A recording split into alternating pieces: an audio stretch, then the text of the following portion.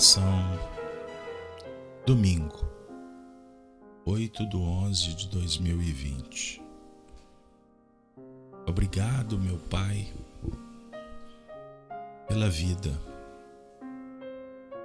pela família, pelo lar, pelos recursos, pelo trabalho, pelo estudo, pela oração, pelos sentimentos nobres, pelas virtudes, e sem o teu apoio não teríamos condições, forças suficientes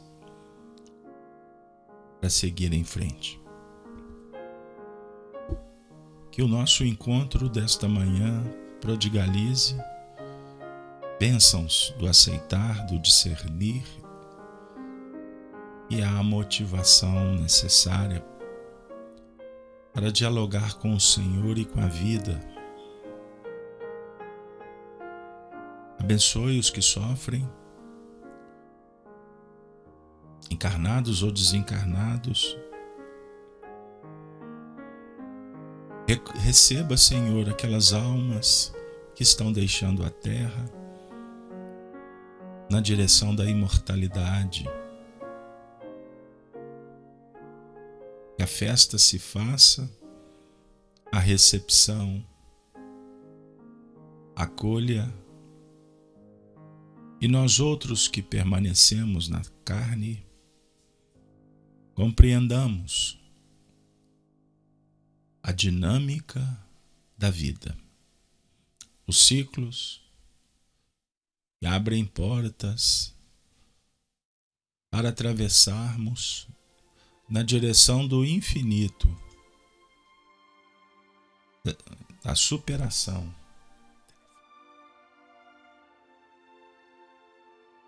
Senhor, se conosco mais uma vez. E que a mensagem reservada para o nosso encontro possa representar elementos que nos ajudem nesse instante com vistas à eternidade. Tema de hoje: permissão de Deus. Abraçamos a todos os familiares kardecianos, cristãos, que nos envolvemos com essa doutrina maravilhosa que é o Espiritismo Consolador Prometido.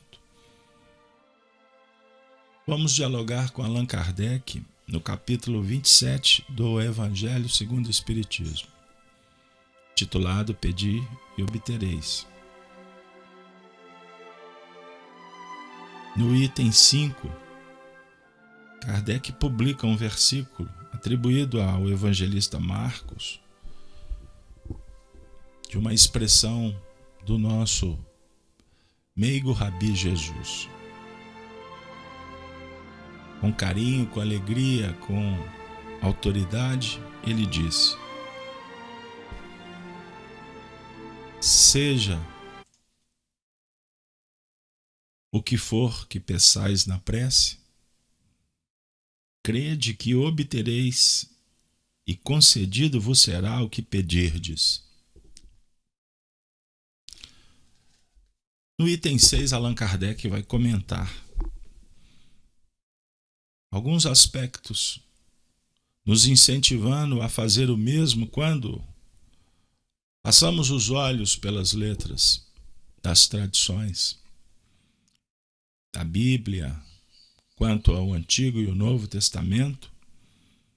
Também a sugestão quando estudarmos a doutrina espírita, não ficarmos amarrados na literalidade do texto, tirar sempre o espírito da letra, pois a letra mata, embora ela possa indicar. Esse é o papel dela. Repetindo, seja o que for que peçais na prece, crede, que obtereis, e concedido vos será o que pedirdes. Ouçamos Kardec. Há quem conteste a eficácia da prece. Isso é verdade. Por que eu disse é uma verdade? Porque é uma dúvida ou uma desqualificação que viaja pelos séculos. Com fundamento no princípio de que, conhecendo Deus as nossas necessidades, inútil se torna expor-lhes. E acrescentam os que assim pensam que, achando-se tudo no universo encadeado por leis eternas, não podem as nossas súplicas mudar os decretos de Deus. Sem dúvida alguma, há leis naturais e imutáveis que não podem ser abrogadas ao capricho de cada um. Mas, daí a crer-se que todas as circunstâncias da vida estão submetidas à fatalidade, vai grande distância. Se assim fosse, nada mais seria o homem do que instrumento passivo, sem livre-arbítrio e sem iniciativa. Nessa hipótese, só lhe caberia curvar a cabeça ao jugo dos acontecimentos, sem cogitar de evitá-los. Não devera ter procurado desviar o raio. Deus não lhe outorgou a razão e a inteligência, para que ele as deixasse sem serventia. A vontade para não querer. A atividade para ficar inativo. Sendo livre o homem de agir, num sentido ou no outro, seus atos lhe acarretam, e aos demais consequências subordinadas ao que ele faz ou não. Há, pois, devidos à sua iniciativa, sucessos que forçosamente escapam à fatalidade e que não quebram a harmonia das leis universais. Do mesmo modo que o avanço ou o atraso do ponteiro de um relógio não anula a lei do movimento, sobre a qual se funda o mecanismo.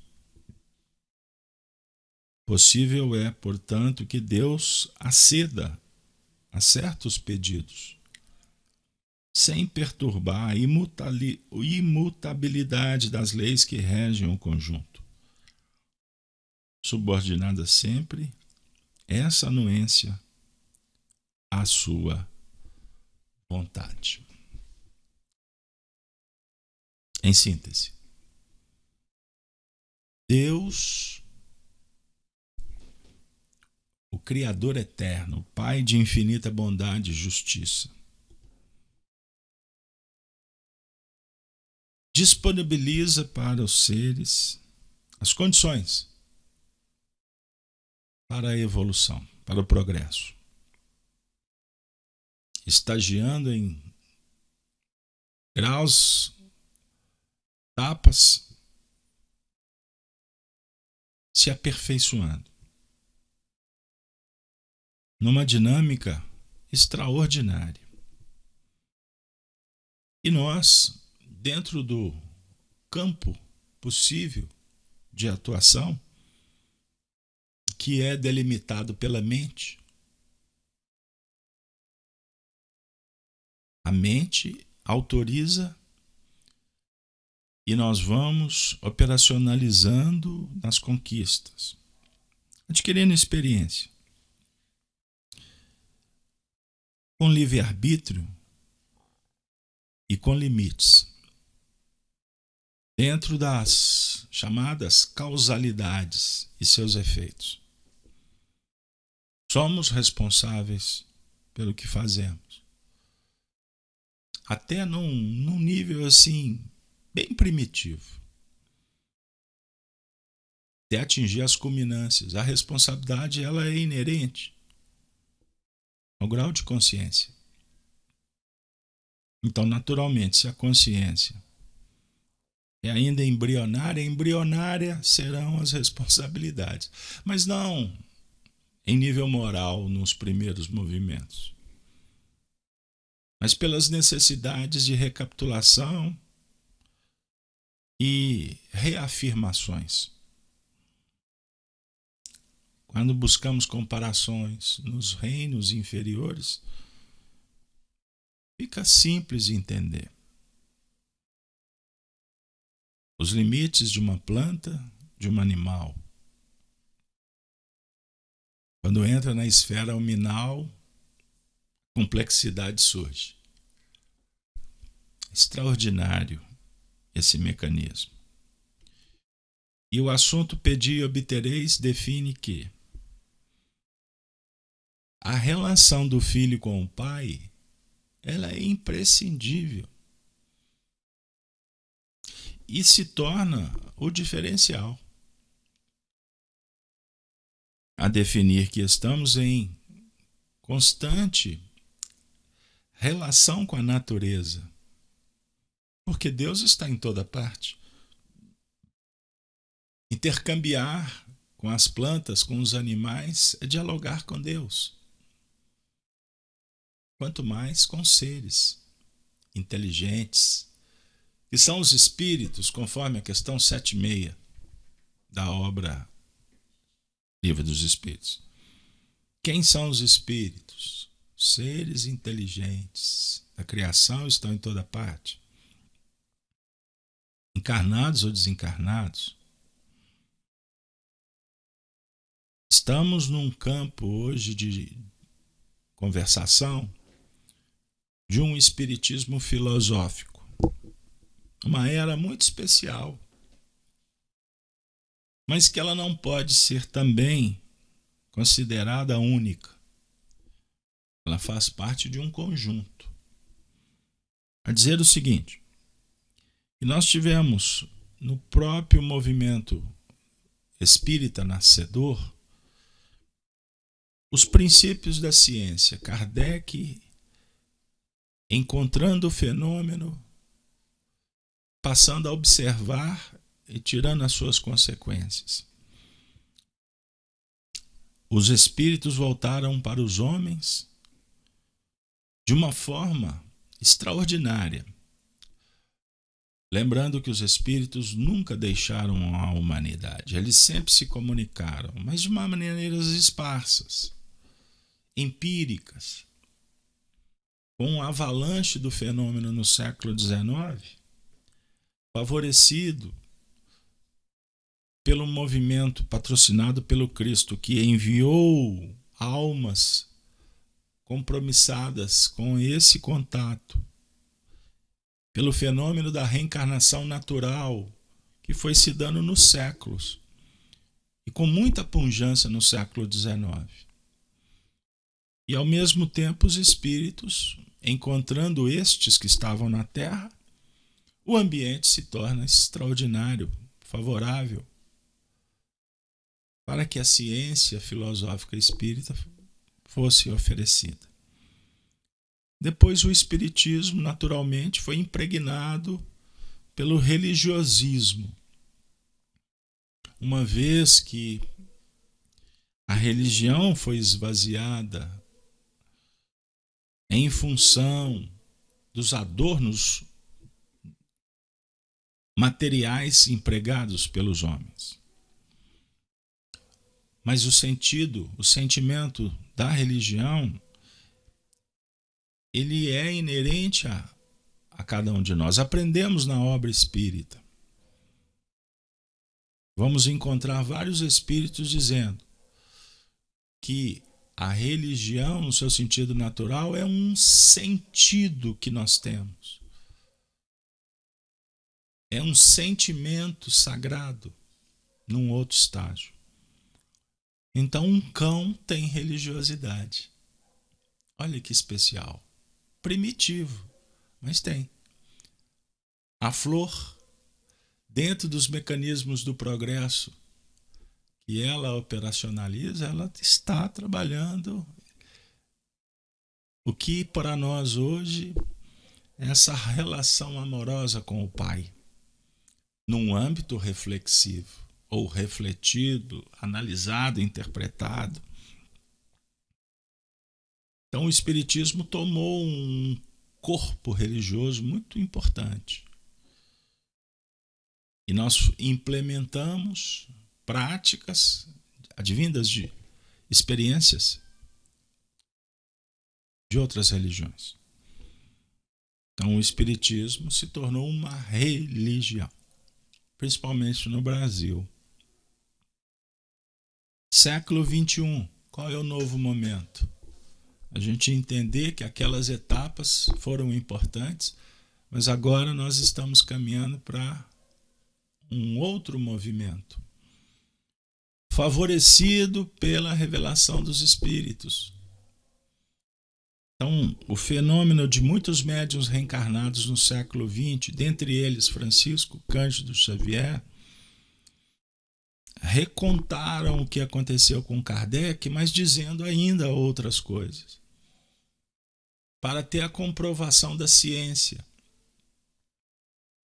Olha que extraordinário.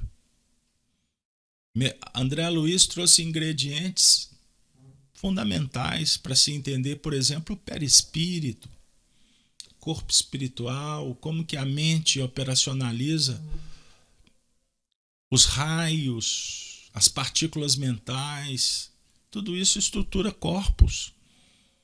Falam de astralidade.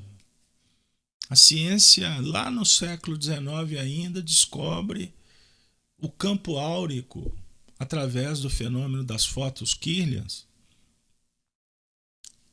que registram o campo áurico das plantas, dos animais, dos homens, e que comprovam que existe um modelo,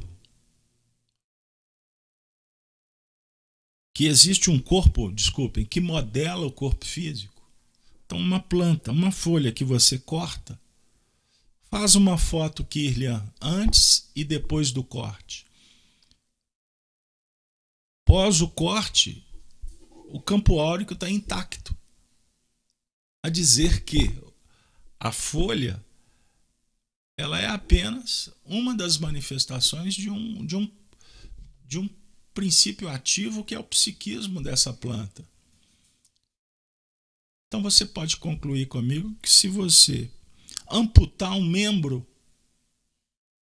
uma perna, um braço, um dedo de um ser humano, o perispírito dele não estará amputado, porque é registrado o campo áurico. E como ele se condicionou a mente a ter aquele corpo, é natural que ele sinta coceira, frio, calor nesse membro amputado.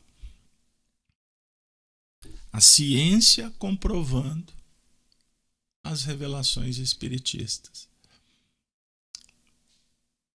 Então, amigos, o espiritismo agora ele está chegando num momento de romper com muitas coisas que ficaram.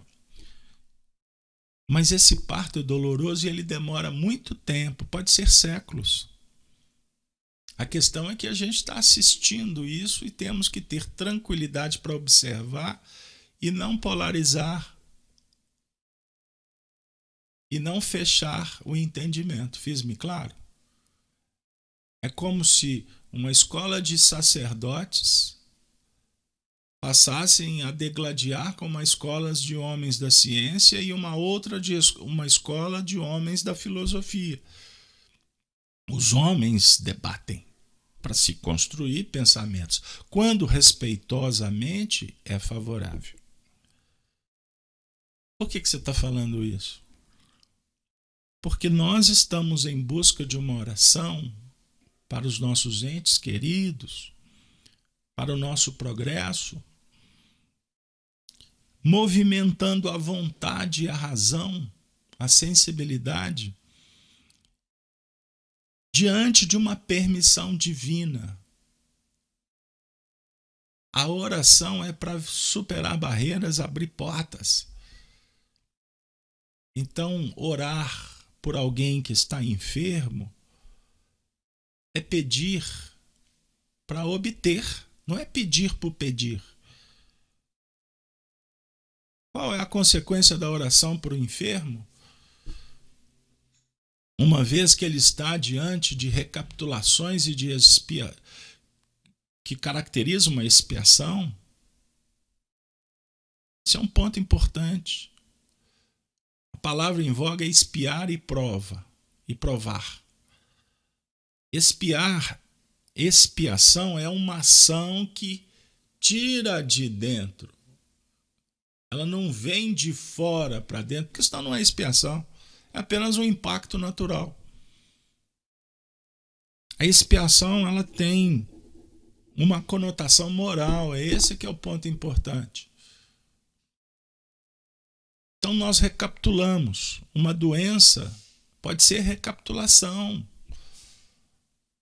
Não é que você esteja pagando. Mas ela pode ser, sim, uma recapitulação de uma atitude anterior, moral. O que não está dizendo que toda doença ela tem a ver com o seu passado. Aí, essa ideia do castigo, ela perde sentido. Pegaram aí? O assunto é delicado, mas importante de se entender. E o que é a prova? A prova é que vem para que a gente diga. Recapitulamos? Ressignificamos? Estamos aptos? Aí nós vamos provar para nós mesmos que a gente está em condição de passar adiante.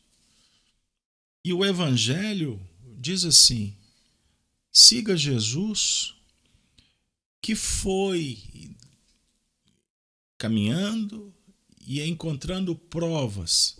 E no caso dele, ele não tinha que provar a possibilidade de superar ou não. Mas a prova de Jesus, ela representa, com as suas manifestações vitoriosas, uma lição para os seguidores que precisam da prova. Uma lição que diz que é possível vencer. Que se você, moralmente, intelectualmente, seguir Jesus, você terá forças para superar. Você tem condições para isso. Então, se eu oro por alguém que está precisando, os Espíritos estão dizendo que você tem liberdade para se movimentar, e esse movimento é importante para todos. É a busca da harmonia sua, auxiliando, favorecendo a dignidade do outro, a esperança, a fé, para que ele também encontre razões para superar. Então você aplica um passe, sendo um intermediário, você está agindo com a oração. Senhor, abençoe o irmão, alivie sua dor. Você está tendo permissão para fazer isso, não está? O outro está tendo a permissão de receber, não está? E se ele reagir, está havendo uma possibilidade dele entrar num outro movimento. O que nós queremos dizer? Que se acontece uma reação positiva, ela já está entrando numa dinâmica chamada reparação. É o que o Senhor espera. Então você pode mudar o destino. Isso é espetacular. E o que nos traz responsabilidade. Sabe por quê? Porque se é possível, por que você não fez? Eu descobri agora. Então, eu e você vamos dar as mãos e chegar na seguinte conclusão. Está na hora. que você descobriu que é possível. Então a oração tem sentido, ela não vai mudar, ela não vai deixar, ela não vai interceder para que você não recapitule, para que você não reconsidere. Pelo contrário, a oração vai movimentar muitas coisas para que a mensagem do infinito possa sugerir em nós amadurecimento e compreensão. Pois o universo é mental e para isso estamos aqui, para compreender. E tudo parte da produção mental de cada um. Desde das condições subatômicas até numa esfera de espíritos que nós estamos longe de conseguir mensurar as suas conquistas, a autoridade. Emmanuel, no livro Roteiro, na lição 40, Ante o Infinito, diz assim: para o coração alimentado pela fé e elevado à glória do ideal superior, o Espiritismo com Jesus traz a sua mensagem iluminada de esperança, interrogando o infinito que se estende triunfante no espaço e no tempo. Os homens ouvem a palavra dos vivos que os antecederam na grande viagem do túmulo, afirmando com imponente beleza: irmãos, a vida não cessa. Tudo é renovação e eternidade. Tanto quanto as leis cósmicas nos governam a experiência física, indefectíveis leis morais nos dirigem o espírito. Aonde está registrado essa lei moral que dirige o espírito? Você já parou para perguntar? Tem um livrinho no espaço, tem um arquivo assim que todo mundo acessa. Pessoal, a lei divina, ela é lei física e ela é lei moral. Depende da condição do ser interpretá-la. Quer um exemplo? O magnetismo, ele vincula o nosso peso, o nosso corpo, a nossa massa ao ambiente da Terra, não é verdade? É uma lei física. Sob o ponto de vista moral, qual o efeito?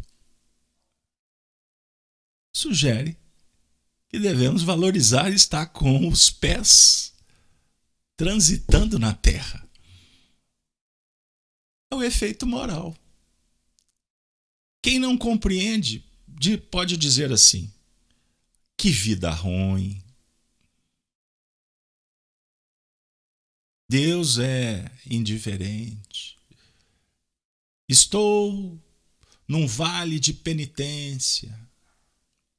O outro pode dizer assim: quer saber de uma coisa? Vou apertar um botãozinho aqui do tô nem aí, que se dane. Vou então. Captaram? O fenômeno é o mesmo, a interpretação é diversa, de acordo com o grau.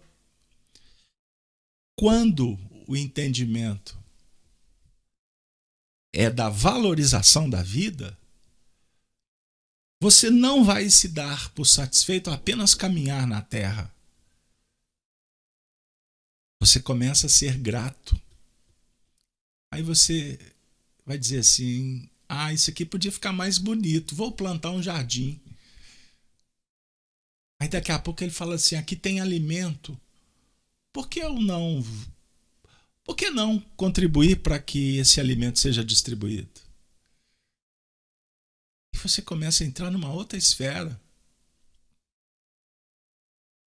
Emmanuel diz assim: abstende-vos do mal. O que é o mal?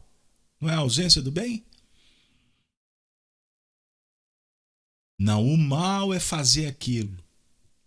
O mal é comer aquilo. O mal não é o que entra, o mal é o que sai. Quando deturpamos, é mal. Quando acreditamos, confiamos e trabalhamos, é bem. O compromisso da alma com os planos inferiores constitui aumento de densidade em seu veículo de manifestação. Nosso corpo espiritual em qualquer parte refletirá a luz ou a treva. O céu ou o inferno que trazemos em nós. Isso é extraordinário. Em nós mesmos. Já que falamos do plantio, Emmanuel vai dizer do cultivo. Só que ele vai dar um toque de classe.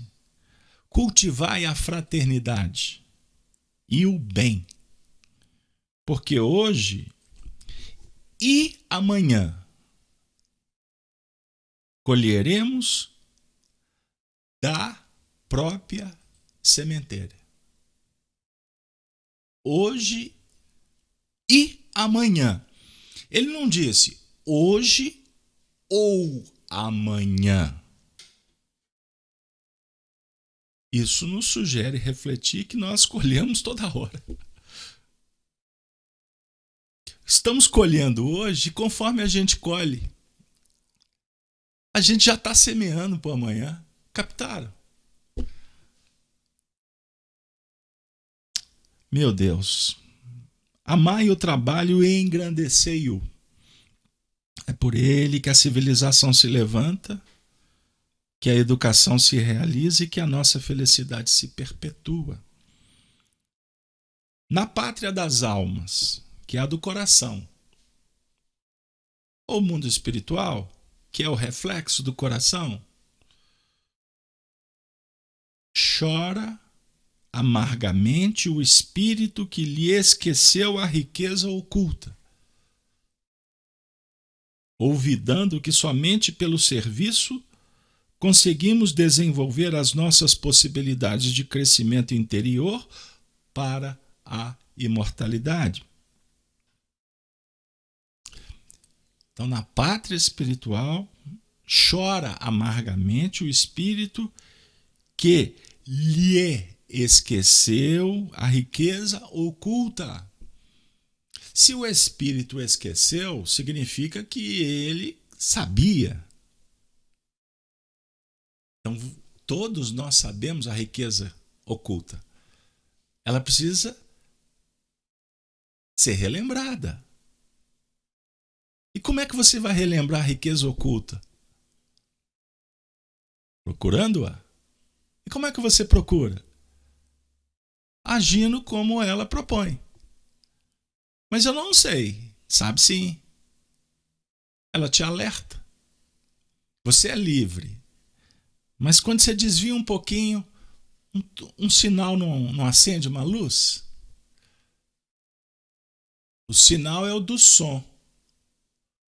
A frase saiu por inspiração e agora eu, Carlos Alberto, vou interpretar. O sinal acende uma luz. Significa o quê? Que primeiro o som, depois a luz.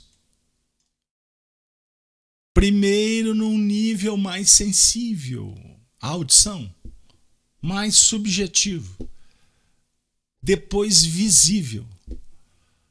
A dizer que o sinal, ele também respeita o seu tempo. Mas ele não deixa de indicar. Aceitai o ato de servir. Aceitai. Significa que você pode não aceitar. Aceite.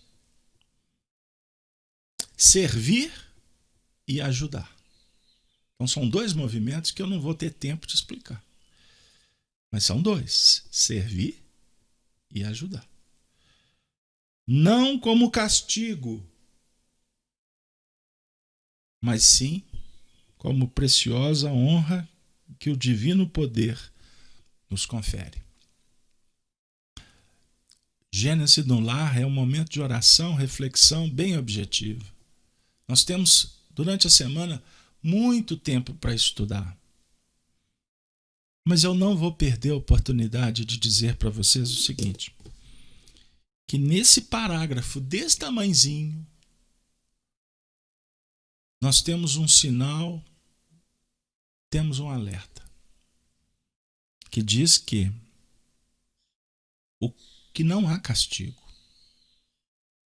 Então o castigo é um diálogo que é contrário ao movimento libertador. Então o castigo é constrangimento. O castigo é violência. O castigo não é educativo. Ele foi um recurso lançado para conter os ímpetos. O mundo novo caminha para um outro estágio. Mas todas as vezes que você ouvir, ler qualquer assunto em torno do castigo, respeite, compreenda. Porque se ele foi, sob o ponto de vista filosófico, usado para a humanidade durante tantos milênios, qual é o tema da manhã? Houve uma permissão de Deus. Deus quer o mal? Não. Mas Deus dá condições para que o homem encontre remédio no próprio mal. A dizer que o castigo, ele, de uma certa forma, ajudou na ordem, no encaminhamento, na evolução, nas faixas inferiores. Então, tomemos muito cuidado com o que a gente ouve, com o que a gente lê. Porque as teorias sofistas, elas acabam encontrando espaço no terreno do incauto, do inexperiente e daquele que não conhece o que seja evolução espiritual. Nada acontece sem um motivo. Agora, estudando o Evangelho, fazendo as nossas preces, nós não vamos lançar mão do castigo jamais. Pelo contrário, não devemos nos inquietar no mundo quando nos depararmos com o orgulho coroado de louros e o vício com a iniquidade, aparentemente vitoriosos. Está nesse texto. Não vos inquieteis. Saia para minimizar as dores. Vocês se recordam quando Francisco Cândido Xavier esteve entre nós? Ele, inspirado, por exemplo, numa fala do personagem Lívia no livro Há 2000 anos, quando num diálogo com Ana, a sua serva, naqueles momentos que antecediam ou que antecederam o seu martírio no circo máximo, ela fala que ela daria tudo para poder estar junto com os sofredores. Ela teve a oportunidade de ver bebendo da fonte da água limpa oferecida por Jesus no Sermão do Monte. Ali nós temos uma revelação. Então, quando a gente lê a passagem do Sermão do Monte, o Emmanuel está contando para nós que a Lívia participou. Só que ela era uma dama, da nobreza. Só que as vestes de esposa do senador não cabiam na tessitura do seu perispírito, que era de uma alma que estava em outro patamar, luz. E ela diz assim, que ela iria pedir para Jesus poder estar com as mães sofridas, com os órfãos, com os velhos, com as pessoas doentes. Ela faz uma previsão. Então, quando a gente estuda a vida e obra de Chico Xavier, cuidando das mães que perderam filhos, abraçando as pessoas tidas como mendigos, os párias da sociedade, o Chico estava colocando em prática o sonho daquela que fora sua mãe lá naquele período. A gente idolatra porque é a referência que nós temos, o Chico Xavier. É extremamente compreensível e nós nos sensibilizamos também. Mas não veja a fatia do bolo, procure ver a torta inteira, inclusive com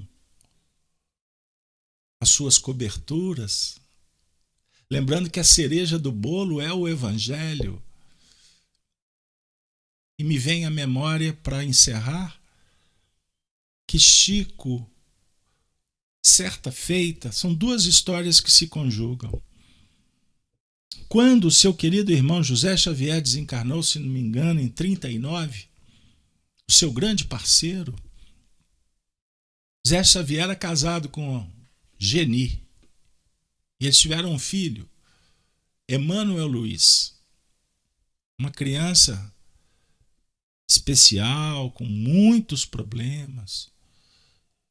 Quando José desencarnou, Geni, que era médium, uma médium que tinha uma faculdade assim muito imponente, mas com muitos desacertos, uma sensibilidade estrambelhada. Geni teve um problema psiquiátrico, ela teve que ser internada no Hospital Raul Soares, aqui em Belo Horizonte, na Avenida do Contorno, no bairro Santa Efigênia. Foram várias vezes. Uma delas, Chico deixou e saiu. Em frente tem uma praça muito bonita, arborizada. Chico senta ali e vai chorar, chorar, chorar as dores da sua cunhada. Aí Emmanuel perguntou por que ele chorava. Ele contou. Emmanuel disse: compreendo as suas dores, mas eu nunca vi você aqui na porta desse hospital chorando pelas dores dos Pires, dos Almeidas, a dizer que a dor dos Xavieres não são maiores do que a dores dos outros familiares que estão com seus entes queridos internados nesse hospital. Mas o Emmanuel era muito carinhoso com Chico. Depois da lição disse assim: ao invés de ficar chorando, interceda. Vá orar, substituindo Geni, sendo a mãe de Emmanuel Luiz, que precisa do carinho da mãe. Amigos, essa lição é de um valor, porque o Chico depois se tornou mãe de todos os seus irmãos. Cidália, junto com Lucília, num encontro que tivemos com Arnaldo Rocha, em Pedro Leopoldo, no ano de 2004, temos fotos no meu livro Chico Diálogos e Recordações. As duas disseram: Chico não foi nosso pai. Depois que meu pai faleceu, Chico foi nossa mãe. Porque inclusive era Chico que nos ensinava as histórias dos namoros, aquelas coisas das mulheres quando se descobrem. Era Chico que acalmava as nossas cólicas. Chico é que nos dava conselhos. Chico foi nossa mãe. Quando a coisa era boa, ele dizia: vai dançar, vai pra festa. Foi muito engraçado quando eu ouvi essa história. Mas quando tinha aquelas nossas tramóias da juventude e perguntávamos para o Chico, ele não respondia. Com o passar do tempo, nós descobrimos que ele sabia tudo que a gente estava fazendo. E foi nossa mãe. E para terminar, que mudou o tônus da conversa, mas o Chico, quando passou a visitar os presídios de segurança máxima, a data preferida de Chico para visitar os irmãos era no Dia das Mães, porque eles estavam distantes das suas. Amigos, cada falta exige reparação, cada desequilíbrio reclama reajustes. É a vida. Lede as páginas vivas da natureza e buscai a vida sã e pura, usando a boa vontade para com todos. Simplificai vossos hábitos e reduzi as vossas necessidades. Tende confiança, sede benevolentes, instruí-vos, amai e esperai. Crescei no conhecimento e na virtude para serdes mais fortes e mais úteis. Além dos horizontes que o nosso olhar pode abranger, outros mundos e outras humanidades envolvem no rumo da perfeição. Todos somos irmãos, filhos de um só Pai, que nos aguarda sempre, de braços abertos para a suprema felicidade do eterno bem. Amigos e amigas, e ouvindo os sagrados apelos de cima, o coração que desperta para a vida superior compreende, enfim, que Deus é a verdade soberana, que o trabalho é a nossa bênção, que o amor e a sabedoria representam a nossa destinação e que a alma é imortal. Na imortalidade do amor, que nos sustenta, nos inspira, que nos irmana, nós encerramos o nosso encontro da manhã pedindo a Deus que abençoe a todos os lares aqui representados, que acolha a todos os sofredores, espíritos que passam pela desencarnação, familiares que despedem, que envolva os espíritos que se encontram no mundo espiritual, na dinâmica da reparação e do arrependimento, que abençoe aos nossos dirigentes, ao nosso povo brasileiro, que ama tanto esse Brasil verde e amarelo. Estas são as nossas cores. Cores da esperança, cores da fraternidade, cores que representam os céus, que representam a espiritualidade, cores que representam um degradê de respeito para que a gente assimile as propostas com a pluralidade, com a universalidade desse povo maravilhoso do Iapoque ou do Chuí, nessa terra que foi designada para espargir evangelho e espiritismo, esse povo de nordestinos, esse povo do sul, do nordeste, do sudeste, cada um com suas características. E nós, que estamos nas Minas Gerais, temos também uma responsabilidade de oferecer esta mensagem, essa vivência e o nosso comprometimento com um Brasil novo, um mundo melhor, a caminho da regeneração. Encerro dizendo: não tema, não duvide, tenha certeza, porque a mensagem do Cristo é clara, é insofismável. precisa de ser conhecida e vivida. É o que nos basta, é o que nos resta, é o que nos liberta. Gênese no lar, Evangelho no coração. Encerra o nosso encontro, a equipe espiritual, com a saudação dos cristãos dos primeiros tempos. Ave Cristo. Um bom domingo para todos.